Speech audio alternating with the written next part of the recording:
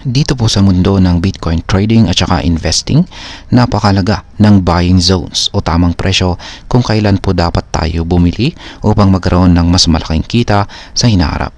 Ayon po sa isang crypto expert, may isang critical na buying zone para kay Bitcoin sa pagitan po ng presyong $65,000 hanggang $71,000. Kapag bumili po tayo ng Bitcoin sa presyong ito, posible raw na magkaroon ng malaking gain or kita sa hinaharap. Ngunit bakit ito ang itinuturing na ideal buying range? Ano po ang nangyayari sa market ngayon at paano po ito makakaapekto sa atin bilang mga Pinoy crypto traders at investors? At ayan po ang siyang ating pag-uusapan sa video na ito. Pero bago po tayo magpatuloy ay pakibasa na lamang po ang disclaimer dito sa ibaba ng ating screen.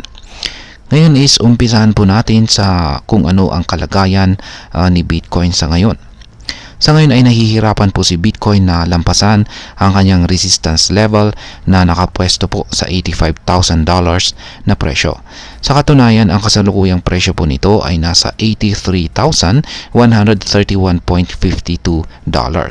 Bumaba po siya ng 1.27% sa loob ng 24 oras at 4.85% sa nakaraang linggo. Pero kahit pababa ang presyo ni Bitcoin, marami pa ring institutional investors ang patuloy na bumibili kay Bitcoin. Ang mga malalaking kumpanya at strong hands o mga bitiranong investors ay ginagamit po ang pagbaba ng presyo bilang pagkakataon upang mag-accumulate ng mas maraming Bitcoin.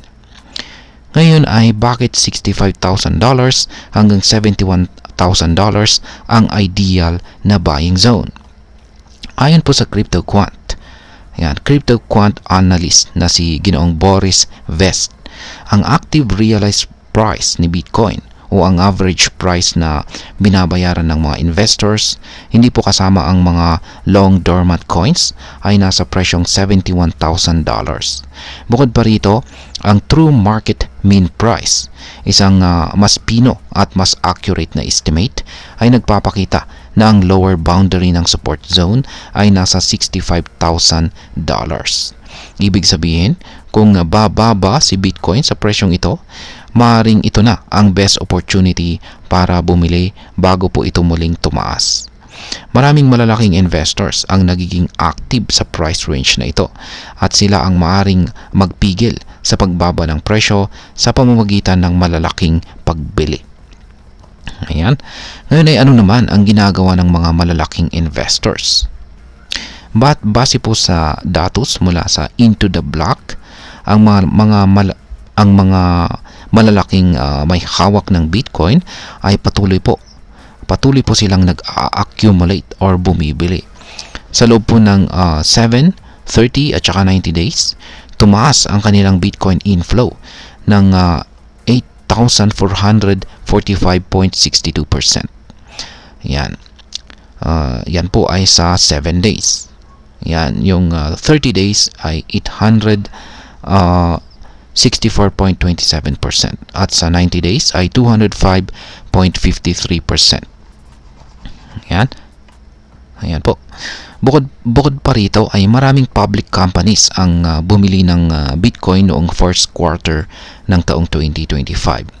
Yan, ang MicroStrategy ay bumili na po ng 81,785 na Bitcoin at yan po ay nagkakalaga ng halos $8 billion.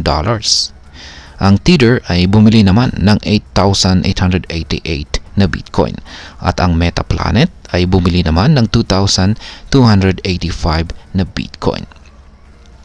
Kung mapapansin po natin ay habang bumibili ang mga malalaking kumpanya ng Bitcoin, bumagsak naman ang presyo nito mula sa $94,400 hanggang $82,500.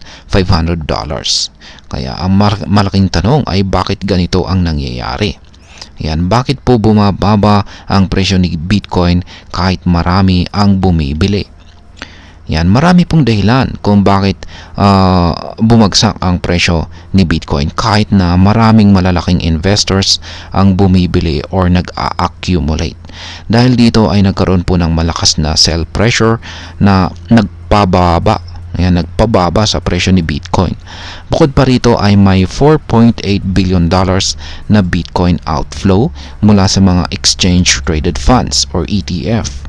Nangangahulugan ito na ito po ay nangangahulugan na maraming investors ang nag-withdraw ng kanilang Bitcoin mula sa ETF na siyang nagdulot ng pagbaba ng presyo. At ngayon ay pag-usapan naman po natin ang posibleng maging epekto nito para sa atin bilang mga Pinoy crypto traders at investors ni Bitcoin. Yan, para sa atin ay dapat po nating maunawaan na ang pagbagsak ng presyo ni Bitcoin ay hindi nangangahulugan ng permanenteng pagkawala ng halaga nito. Sa katunayan, ito ay isang magandang buying opportunity para sa mga handang maghintay ng long-term gains. Kaya meron pong ilang mga mahalagang punto na dapat po nating isaalang-alang dito.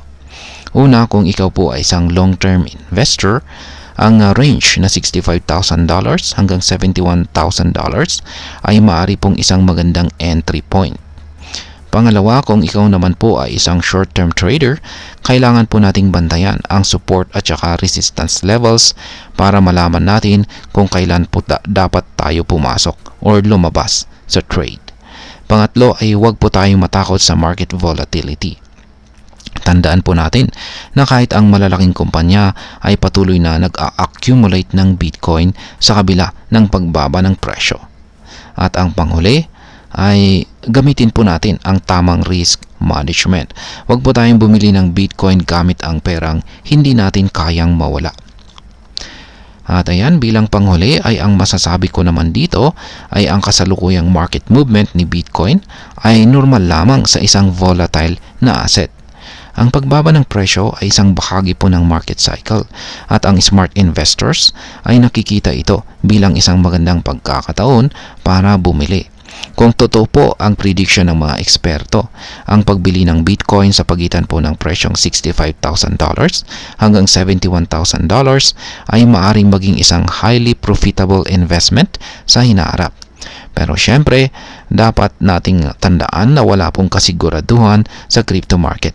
Kaya lagi po tayong mag-research, magplano at huwag po tayong sumugal ng hindi natin pinag-iisipan. At ayan, hanggang dito na lamang po tayo sa video na ito mga ka-crypto. Marami pong salamat sa panonood. Ingat po tayo lagi at God bless po sa ating lahat.